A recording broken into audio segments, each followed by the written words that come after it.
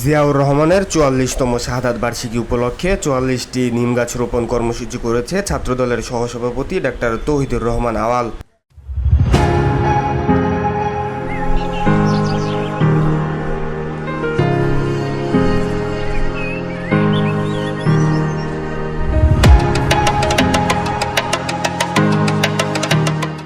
আজ বাদ-জুমা পিজি হাসপাতাল প্রাঙ্গণে এসব গাছ লাগান তিনি। এ সময় ডাক্তার আওয়াল বলেন, ১৯৭৭ সালে তৎকালীন সৌদি আরবের বাদশাহ খালিদ বিন আবদুল্লাহ আজিজের দাওয়াতে সাড়া দিয়ে শহীদ রাষ্ট্রপতি জিয়াউর রহমান বীরুত্তম সৌদি আরবে গিয়েছিলেন। তখন বলেছিলেন, আমি একটি গরিব দেশের রাষ্ট্রপতি হিসেবে আপনার কাছে এসেছি। অনেকের দামি উপহারের মধ্যে তার এই নিম গাছ পছন্দ হয়েছিল সৌদি বাদশার। শহীদ রাষ্ট্রপতি জিয়াউর রহমান বীরুত্তম উনি সৌদি আরবে যখন গিয়েছিলেন, উনি তখন বলেছিলেন, আমি একটি গরিব দেশের রাষ্ট্রপতি হিসাবে আপনার কাছে এসেছি। অনেকে অনেক কিছু দামি উপহার তাকে দিয়েছিলেন, কিন্তু তার সবচেয়ে পছন্দ হয়েছিল এই নিম গাছ।